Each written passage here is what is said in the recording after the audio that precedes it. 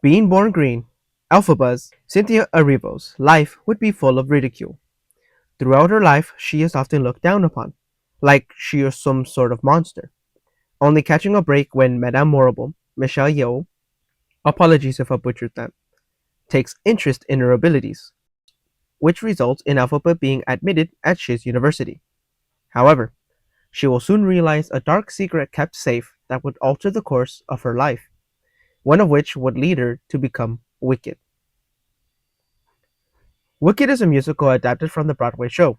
Inspired by The Wizard of Oz, this storyline is not canon to the lore or universe as far as I know. Because I have not seen the original Broadway show of this musical, I cannot attest to parallels, corrections, or if this was adapted well. But that isn't what my review will focus on. So let's get back to the topic at hand. In terms of a musical, I think this movie did a good job. There were various musical numbers that were catchy and got me in the moment.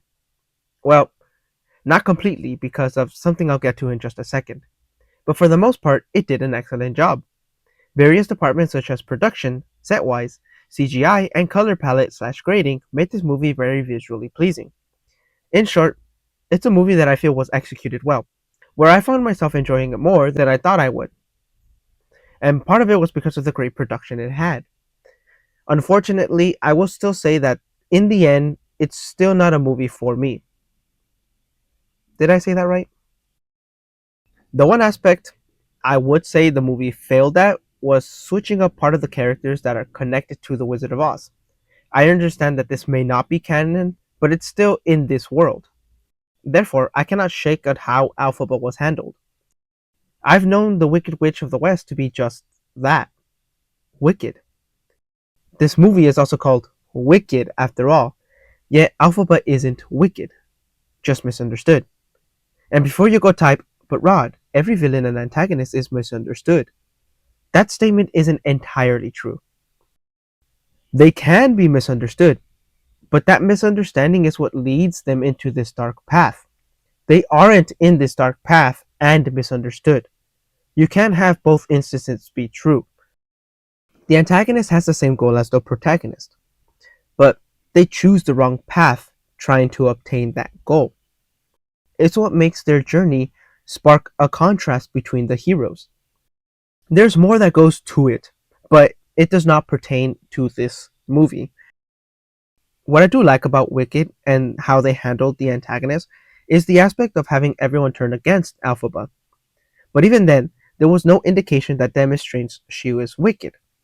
Therefore, it leads me to believe that she is only wicked because she was given this title. Perhaps maybe we'll see more in part 2.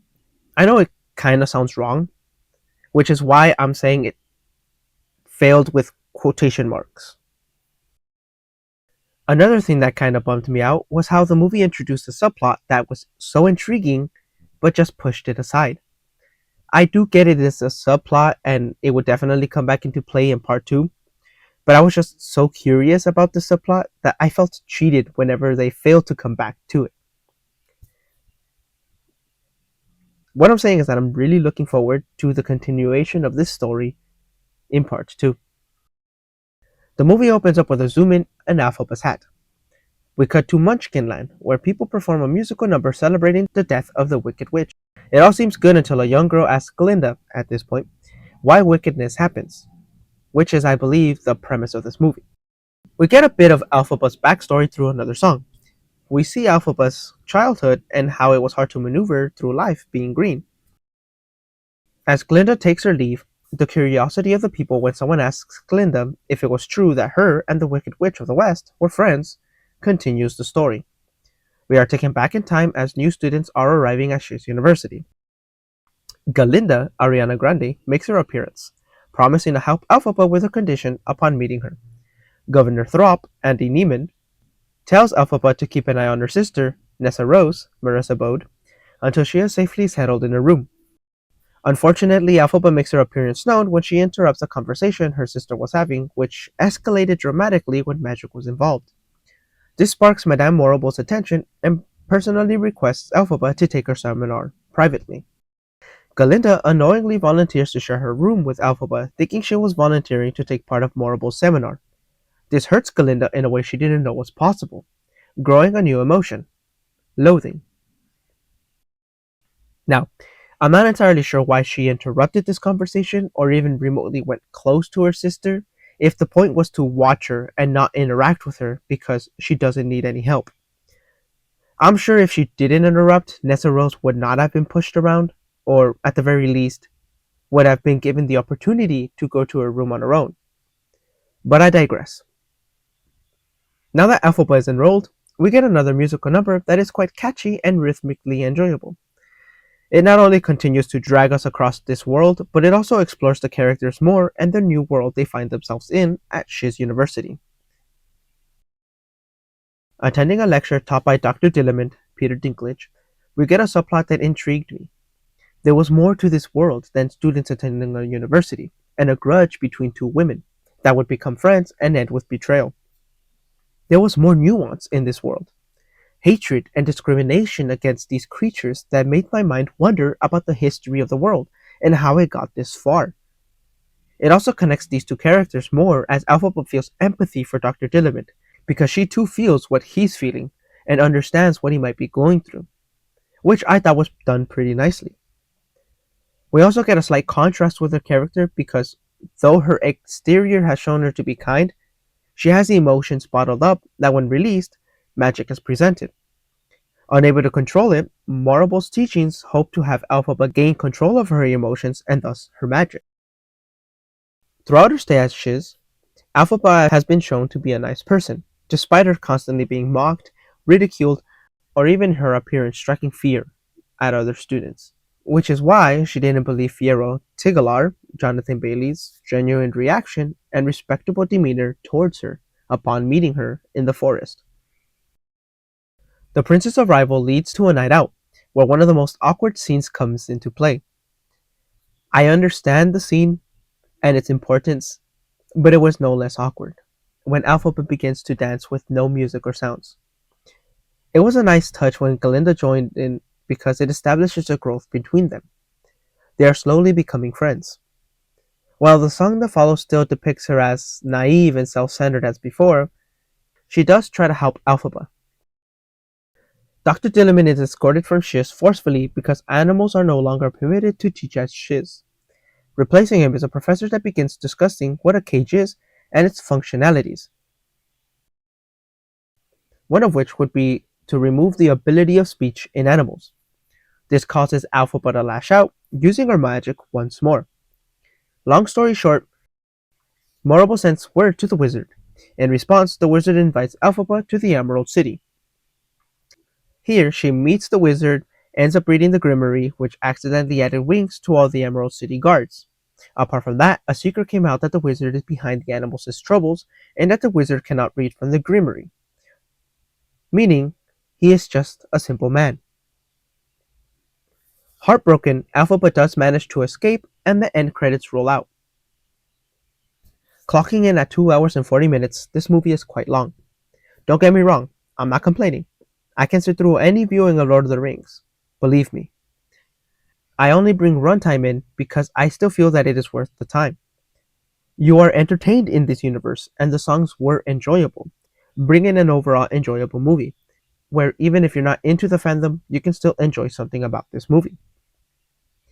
Some of the songs were catchy, but not really my thing. And going back to what I mentioned earlier, I don't know if it's intentional, but having musical numbers within other musical numbers threw me off. I don't think it's unusual for musicals, but take a look at the first 10 minutes. It feels like there are three numbers integrated into one. I'm not entirely sure if that's still one entire musical number or if it's three spliced into one, or at least within this time frame. While the soundtrack was nice and the lyrical music had a nice rhythm and catch to it, because of these pauses, because of these two clashing together, I couldn't fully be invested in it. For example, the pauses were pretty long in the final song. In Defying Gravity, they sing a bit, they have a long scene, then they sing again, then they have another pause, then they sing again, and it ends.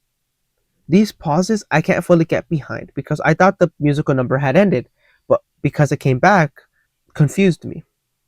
So both of these elements together is why I couldn't really fully be invested in it and why I said the thing I said earlier.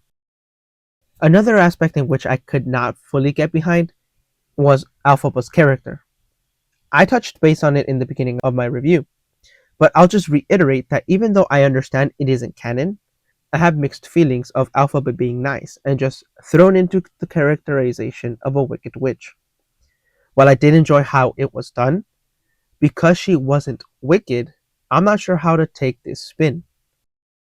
Overall, Wicked was still enjoyable, from the talent of the actors and their vocal cords to the astounding set deck and production element. This movie was not only visually pleasing, but at times audibly pleasing. Though there were several minor things that I wasn't quite fond of, but I won't get into much detail here because it does not pertain to the story. Just know that it was apparent in various scenes that made me raise an eyebrow. In terms of story, well, not being canon to Wizard of Oz does make me a bit sad. But at the same time, not really, because it does drastically alter various aspects and character within this universe. Although I still stand on what I said about misunderstood antagonists, I can let it slide in this movie as it is just part 1 of the story. Elphaba accepts her journey and chooses a darker path at the end of part 1. But until part 2 comes out, which will confirm or deny that, I will put a pin on this. This only leaves with my curiosity of the world and how exactly Elphaba got her powers. If it was just a clean elixir, it'll be disappointing. And that's subplot regarding the talking animals, mainly because of the history of the world and what comes after. So I cannot wait when part 2 comes out. But anyways, those are just my thoughts. Did you enjoy the movie? Let me know what you thought about it down below, and I'll see you in the next review. Until then, God bless.